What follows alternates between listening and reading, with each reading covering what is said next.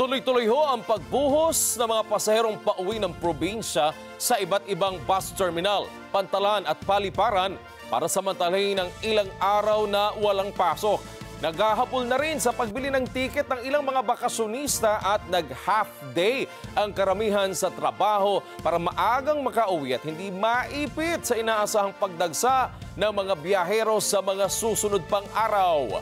At para sa karagdagang detalye, kunin natin ang balita live kay Mads Villar Moratillo. Mads, hindi na ba mahulugang karayom ang dami ng mga pasahero? Wedge, alam mo dito sa Parañaque Integrated Terminal Exchange kung saan tayo narito ngayon, kanina naranasan natin, alam mo yung parang pakiramdam na hindi mo na kailangan maglakad dahil na rin sa dami ng mga tao. Pero ngayon ay bahagya nang nabawasan itong mga tao dito sa may lugar kung saan na tayo narito ngayon sa may second floor nitong terminal. Sabi ng pamunuan ng PITX hanggang mamayang gabi, inaasahan nila na aabot sa 200,000 ang maitatalang pasahero na magpupunta dito sa terminal. Para siguradong hindi mauubusan ng tiket, maaga pa lang, nagpabook na ang ilang pasahero pauwi ng probinsya. Gaya nila Aling Laarni na pauwi ng Bicol. Nung book ako nung March pa. Ang mga biyaheng Bicol kasi ang madalas nagkakaubusan ng tiket tuwing bakasyon o long weekend. Ganito rin ang ginawa ni Aling Beth na biyaheng Masbate naman. Okay lang po, nagpa-reserve kami. Nung atin pa. Para masulit ang bakasyon at hindi sumabay sa dagsa ng pasahero, ang ilan sa kanila magpapalipas muna ng ilang linggong bakasyon. Passion lang. Habang wala pagpasok mga bata, katapusan pa yata ng March. Si Abigail naman, humabol lang sa pagbili ng tiket dahil galing pa siya sa eskwelahan. Mahirap, lalo na maraming tao, mahirap lakad ng lakad, ganyan nakakapagod. Tapos galing pa akong school, kaya... Sabi ni Jason Salvador, head ng Corporate Affairs ng Parañaque Integrated Terminal Exchange. Noon pang Abril 9, nagsimula ang dagsa ng mga pasahero sa terminal. 2.5 milyong pasahero ang inaasahan nilang magpupunta sa PITX sa panahon ng long weekend, kasama na ang hanggang sa susunod na linggo na inaasahan na magbalik ng mga nagbakasyon. Yan, ano? May mga schedules yung alis ng bus natin, tapos may mga additional units pa kasi nga mataas yung demand. Pagka ganito po, usually, 3 S yung binabantayan natin, lagi ko sinasabi na 3 S. No? 1, S is supply of public utility vehicles. Kailangan, dahil mataas yung demand, dapat may karampatang supply ka.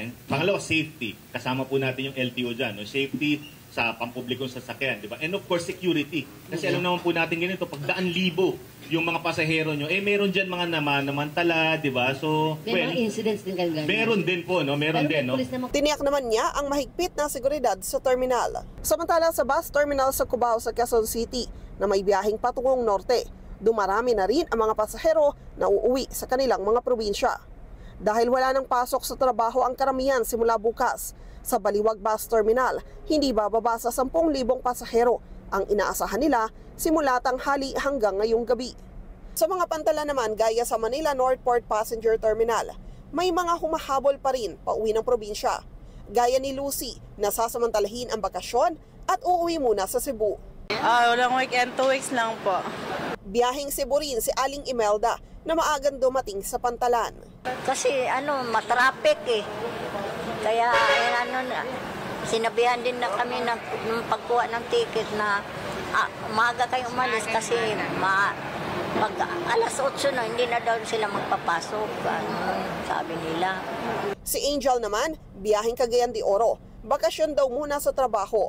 Hindi rin muna sila bumili ng return ticket dahil palilipasin muna nila ang dagsa ng pabalik na pasahero next week. Baka maging loaded din, tsaka mas maraming tao, crowded, medyo risky po yun. High risk po pagka ganun. So, i-make sure ko na tawag nito, mas maluwag.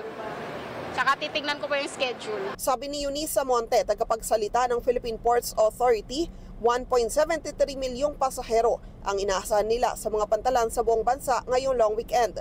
Kabilang sa kanilang pinagmataong port dahil sa dami ng pasahero ay sa Batangas, Mindoro, Panay Guimaras, Negros Oriental, Siquijor at Bohol. Binalaan naman ng PPA ang mga pasahero na mag-ingat sa scammer. Kasi yung sa mga fixer naman po na nabanggit nyo kanina, mag-aalok sila ng tripleng presyo ng ticket Ang kapalit po nito, hindi napipila doon sa pantalan. But then again, ito po ay hindi affiliated with PPA o sa shipping line at maaring bentahan pa po sila ng mas mahal dahil bukod sa ticket, nagbebenta pa ng insurance. Alalahanin po natin na wala po tayong dapat bayaran na insurance sa ating pong mga barko. No? Ito po'y kasama na sa bibili na ticket ng mga pasahero. Maging online, meron din aniyang nananamantala at ginagamit pa ang logo ng PPA.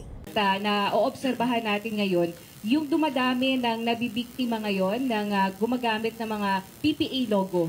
So, nag-aalok ng mga ticket para hindi na pumila. Ang ending po, yung mga pasahero pagdating sa pantalan, wala po silang ticket dahil online po silang nag-transact doon sa mga gumagamit ng PPA logo. Kaya mayat maya, nagpapaalala din po kami na wag po tayong maniwala sa mga scammer. Usually po kasi, meron po tayong mga usually number lang, tapos merong logo ng PPA, kinukuha nila yung logo ng PPA.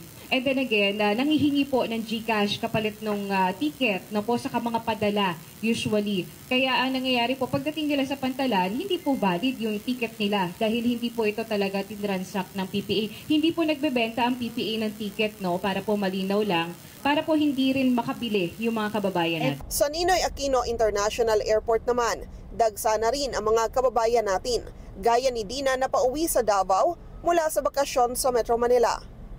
Alas 8 pa ngayong gabi ang biyahe niya, pero alas 10 pa lang na umaga, nasa Paliparan na dahil ayaw niyang maipit sa dami ng mga pasahero. Mayang gabi pa yung flight namin, maaga lang kami pumunta dito. Ay, bakit kayo maaga pumunta? Kasi malayo doon galing kami sa Dasma, Cavite. Ang pamilya naman ni Ann piniling magbakasyon sa Singapore. Kahit maraming pasahero ngayong long weekend nila inischedule ang biyahe dahil kakatapos lang ng klase ng kanyang anak. Ayon sa pamunuan ng New NAIA Infra Corporation, mula nung linggo nagsimulang bumuhos ang mga pasahero sa NAIA. Ayon kay Lito Alvarez, ang General Manager ng NNIC, nitong linggo, Abril 13, umabot sa 150,000 ang pasahero na dumaan sa NAIA na mas mataas kumpara sa 134,000 na naitala sa parehong araw noong nakaraang taon. Pumalo rin sa mahigit 140,000 ang pasahero sa Paliparan simula pa noong Lunes hanggang ngayong araw na tinatayang papalo pa sa 1.8 milyong pasahero hanggang linggo. Pero sa kabila niyan, maluwag pa naman ang pila sa NAIA. Yan ay dahil sa mga idineploy na dagdag na tauhan sa NAIA tulad ng air traffic personnel at mga tauhan ng Bureau of Immigration.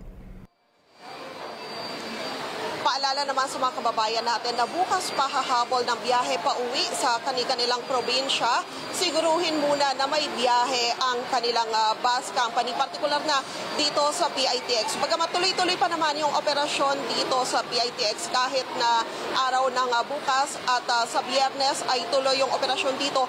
May ilang mga bus company kasi yung nag-abiso na wala silang biyahe. May iba naman na limited yung kanilang magiging biyahe pero yung iba ay full operation naman daw sila.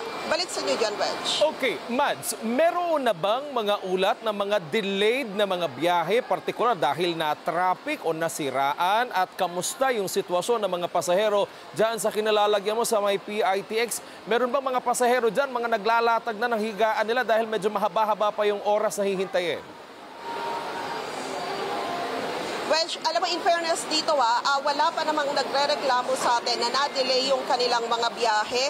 At may mga monitor din kasi dito na nakalagay sa iba't ibang lugar dito sa PITX. Kaya talagang parang nasa airport na namomonitor ng mga pasahero kung parating na yung kanilang bus. At wala rin tayo nakitang na-cancel na biyahe. Yung iba na nagsabi na fully booked na raw sila, agad din naman silang naayudahan ng kanilang kumpanya dahil may mga naipadalang bus. Kaya naging smooth pa rin naman yung daloy dito. Kaya yung mga kababayan natin, bagamat yung iba, inagahan kasi yung pinta rito dahil nga noon, ngayon pa lang sila bibili ng ticket, ay wala namang problema dahil nagdagdag rin yung pamunuan ng PITX sa mga upuan. Kaya mas madami na silang lugar na pwedeng tambayan dito. Wala naman tayong nakikita pa na ibang problema at yung mga nakausap natin kanina, wala rin nagpaabot sa atin ng anumang sumbong o reklamo. At bukod sa mga pulis na nakakalat dito, may mga nagkasibilyan na security rin na nakakalat para tumulong sa pag-maintain ng seguridad dito dahil nga sa napakarami ng tao dito sa terminal ngayon. Mads, yun nga yung sunod kong itatanong sa'yo kasi sa mga video mo kanina nakita ko may mga naka-uniforme mga pulis.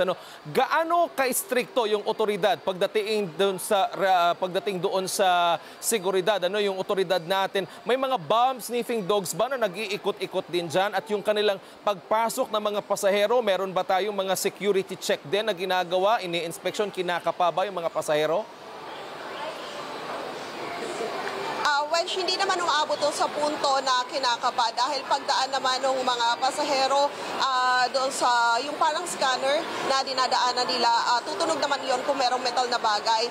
At tinitignan din, alam mo, sa kabila ng paulit-ulit na paalala ng mga otoridad, may mga nakukuha pa rin na yung mga pinagbabawal, lalo na yung mga matalim na bagay sa mga flammable materials, may mga nakukuha pa rin itak, maging mga malalaking kutsilyo, may nakukuha pa rin yung mga dito sa security, sa PITX. Kaya paalala yan sa mga kababayan natin na magpupunta rito, tiyakin niyo po na walang matulis na bagay kayong dala-dala. Naku, may mga pasaway talaga, may dalang itak, pero bawal kasi ang litson, di ba? Ngayong long holiday, baka kasi gamitin sa litson, pero bawal O sige, maraming salamat, Mads Villar Moratilio.